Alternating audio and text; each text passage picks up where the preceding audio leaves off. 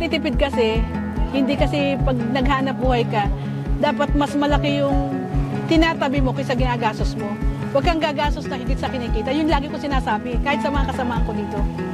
Mahirap kasi yung kikita ka ng 100, gagastos ka ng 200. Sa umpisa, okay, pag bagong loan ka, pero yung ibabayad mo sa mga susunod, yun dapat ang pinag-iisipan lagi eh. Kung paano lalago yung inutang mong pera.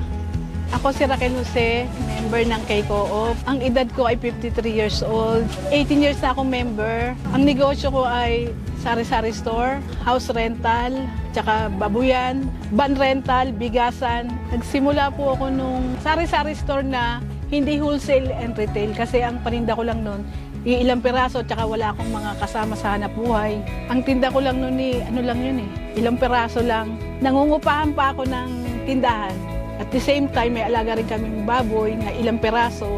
Nagsimula lang ako sa 2 baboy na inalagaan hanggang umabot siya ng 100 ulo. At saka sinamahan namin ng kaunting manok. Tapos nun, yun nga, sa 50 peraso, napalaki namin hanggang 500 perasong manok na 45 days. Nung medyo tumatagilid, inilipat namin yung alaga naming manok sa laying, yung nangingitlog. Nag-alaga kami ng 1,000 ulo. Doon, nagsimula ang aming maganda kita. Nagtuloy-tuloy na. Yung aking tindahan, dinimolis nung una kasi ginawa yung tulay hanggang sa lumipat kami sa kabilang tulay na umuupa lang ako. Ang problema nung lumakas, ang ginawa naman ng may-ari, sabi niya, gagamitin na nila. Meron namang nagbukas sa amin ng pinto na umampon sa amin. Pandemic yun eh. Kaya yung tindahan ko ngayon na ito na ngayon, binenta sa akin nun. Wala pa kaming sapat na halaga, kaya ang naisip ko para mabili ko to kasi 1 week lang binigay, ibinenta ko yung aking van. Pero kulang pa rin kasi 400,000 ang halaga nitong kabiyak. Binenta ko yung aking van ng 350, tapos inutang ko yung 50. After ilang buwan lang, yung 2 buwan, nabayaran ko na yung balance ko. Kaya lumipat kami rito, nagsimula na unti-unti. Ang ginawa ko po ito sa Manukan, kasi dumarami na rin ang tao dito, pinalitan ko siya ng apartment. Maganda rin ang naging takbo kasi yung mga naninirahan sa akin, nagtatrabaho sa grocery, para kami nagtandem. Alam ko yung mga buy one take one nila, tinitipan ako doon. Hindi ko nga ito pinangarap eh. Kaya lang dumating na kusa kasi nga dahil siguro sa mga tao na nagiging inspirasyon ko rin, dahil meron kasing dati kasing customer ko lang siya sa itlog na nagsabi na, bakit hindi ka mag-wholesale and retail? Kasi total, kaya mo naman. Kaya mo na, marami kang nahihiraman ng puhunan. Hindi katulad namin sa Mumbai, ang hirap. Kaya sabi ko, sige, aralin natin. Yun, unti-unti lang inaral ko yan. Paano ko patatakbuhin? Kami lang talaga nung asawa ko, magkatulong kami. Hanggang sa kumuha kami ng 1 tao. Sa ngayon, ang tauhan ko, bali umaabot na ng 6. May isa akong boy na taga-deliver. Siya yung taga-deliver sa mga iskinita. Pag umorder ng itlog, ng bigas, grocery, soft drinks, meron kami nun lahat para isang biyahe na lang. Kumbaga sana one-stop shop na lang sila. Hanggang ngayon, nag-aalaga kami ng baboy. Hindi namin pinawawalan yun kasi maganda kita ron, lalo na pag December. Mas malaki ang baboy, mas malaki ang kita. Sa seminar yan, importante seminar. Marami nga, sabi ko nga, maraming nagnegosyo, may pera, pero ilang panahon lang bumaksak. Dahil wala silang knowledge, wala silang seminar, wala silang... Importante yun eh. Kasi kahit hindi ka nakapag-aral, pero may seminar kang pinuntahan na atinan, yun ang magbibigay sa'yo ng parang tataluntunin mo yun, parang doon ka kukuha ng kaalaman. Willing akong i-share yung aking nalalaman kasi ganun din ako dati, wala din akong alam. Nagsimula ako sa walang alam eh. Mga kamukha akong member ng K-Co-op, kung paano ako nagsimula na pagtitipid, sa umpisa magtipid ka lang muna, saka mo na bilihin yung mga bagay na gusto mo, hanggat nangungutang ka, huwag ka munang bibili, hanggat hindi pa sobra ang pera mo, huwag ka munang gagastos na higit sa kinikita mo. Yung pag-aano mo sa mga tao, importante kasi yung tauhan. Pag umabot na kayo sa, halimbawa, nung ikaw pa lang at lumaki na ang negosyo mo, kinailangan mo nang kumuha ng tao, yun ang huwag mong pababayaan. Kasi yung tao, yun ang kasama mo sa hanap buhay na magbibigay sa'yo ng suporta. Hindi mo kayang trabahuhin lahat yan eh. Kung mag-isa ka lang, hindi ka tulad ng may tauhan kang kaagapay mo sila. Sila yung kapartner mo sa negosyo. Yung mga tao na tumutulong sa'yo. Hindi sapat na binabayaran mo sila, hindi kasi yun. Ang pakikisama kasi, katulad ng ginawa ko, meron kang mampuhunan, wala kang kaibigan, wala.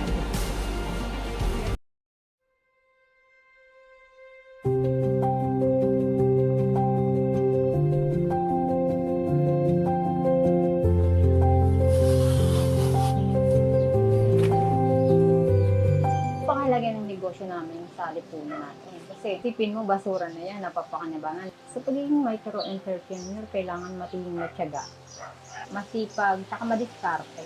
Ako po si Floricel Sanolfo, 42 years old, mula sa sentro ng Gomez sa satellite office ng Trece. Magta 9 years na ako member ng K-Co-op ngayong April. Ang negosyo namin talagang yung rubber strap lang talaga. Doon kami nag-focus. Pero nung dumating si pandemic, naisipan namin gawin tong rubber chair. Iniisip namin noon, ilalako na ba namin? Iaalok ba namin sa mga furniture? Kasi mahirap. Nakakarating kami kung saan-saan, nagmamotor pa kami. Pero sa ngayon, napakadali na ng proseso ng paghahanap ng buyer. Ipo-post mo lang siya sa social media, post mo lang sa marketplace, post mo sa Facebook mo, gawa ka ng page. Yung nanalo, mas nakilala yung produkto namin, mas lumawak yung nararating ng produkto namin. Merong nag-alok pa sa amin, yung sila na mag-post kami sa kanila ng product namin. Kaya nakakatuwa. Sabi ko, nakaka-proud naman, tayo pang nilalapitan. Ang anak ko naging scholar ng K-Co-op. Tapos yun, katulad nga yun sa NCPI, sa Bangko Sentral, nabigyan na rin ako sa DFIA. At naman, na-nominate naman ako sa Trias naman, sa WONG semi-finalist. Solitary building namin. Hindi naman talaga ako sanay na humarap sa mga kapwa ko micro-entrepreneurs. Hindi ko alam na yung paglabas ko pala sa comfort zone ko na marami kang matututunang mga idea sa na maia-apply ko sa pagninegosyo namin. Sa BDF hindi rin ako nagsasalita, pero ngayon parang pagkatapos kong umattend sa solitary building namin sa Trias, parang nagkakaroon na ako ng lakas ng loob na magsalita kahit papaano. ang laking impact talaga, na talagang nakikilala yung produkto namin. Kasi mas nakilala kami, mas dumami yung customer namin. Hindi mo inaasahang mga kilalang tao na o-order sa'yo.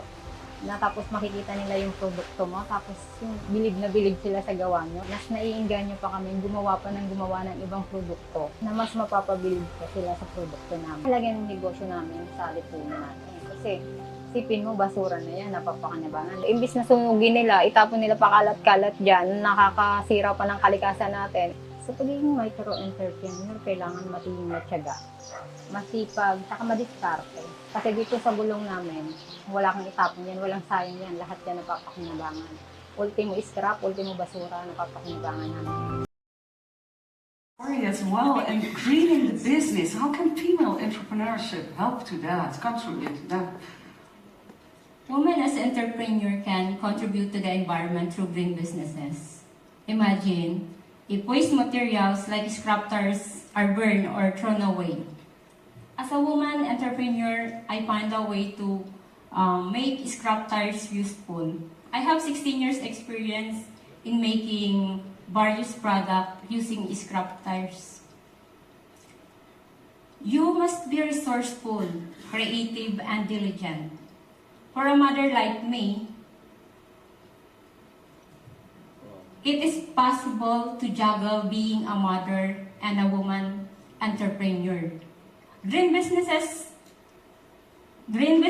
are something that you can do at home and will require low business capital. I encourage my fellow women micro-entrepreneur to also do business using scrap or recycled product. My business motto is, may pera sa basura, or there is money in trash or waste materials.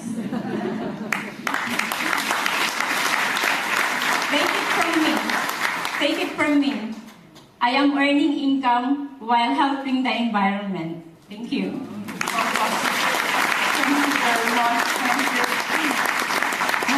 Er zit geld in afval, beste mensen. We moeten, het is eigenlijk een voorbeeld voor alles. Goed, de laatste finalisten, dames en heren. Kijkt u even mee naar het filmpje.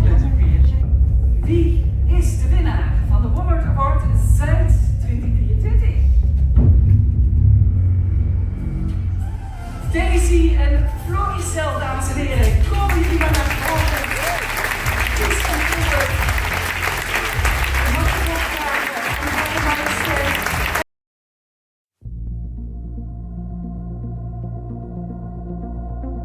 Kasi talagang dumating po ako sa punto na dito sa kapitbahay ko, kahit sardinas din nila ako pinauutang eh. Parang naawa po ako sa sarili ko.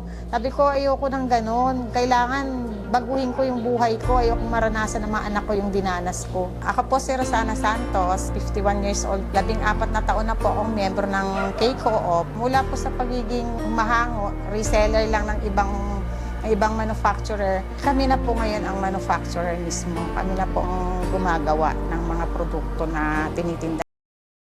Po sa punto na hindi na po kami ma-supplyan po nung hinahanguan namin. Pagka hinihingi namin yung order namin sa kanila, hindi nila sa amin na ibibigay ng buo.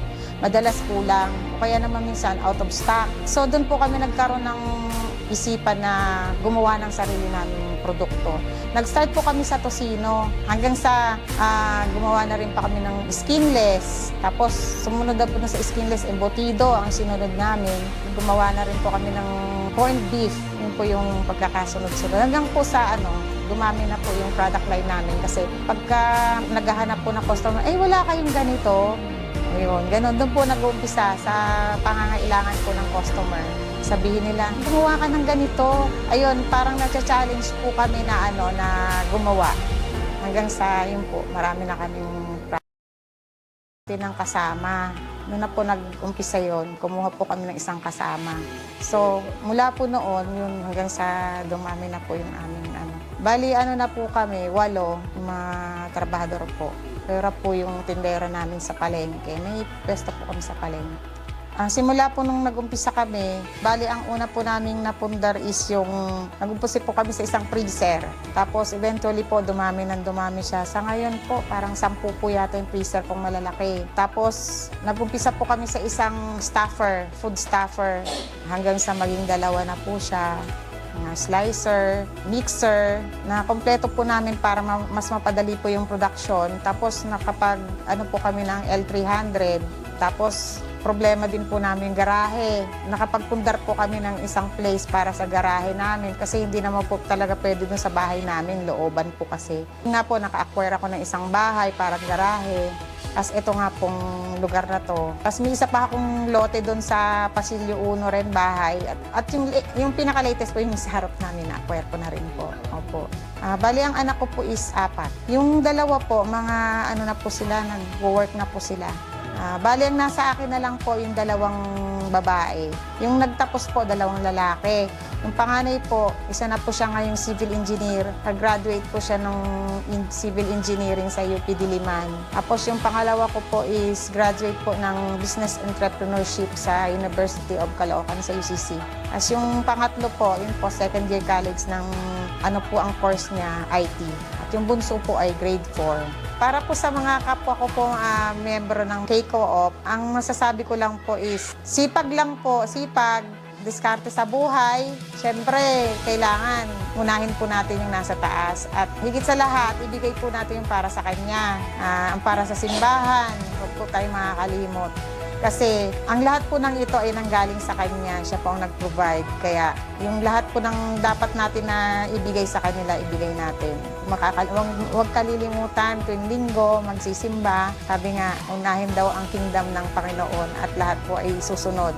Para naman po sa mga katulad kong nag-uumpisa pa lang na mga negosyante, sa mga nangangailangan ng yung mga walang hanap buhay, gusto mo silang tulungan, sabi nga nila, isang tao raw, kung gusto mong kumain sila sa isang araw, bigyan mo siya ng isda para kumain siya sa loob ng isang araw. Pero kung gusto mo siyang makakain sa mahabang panahon, turuan mo siyang mangisda.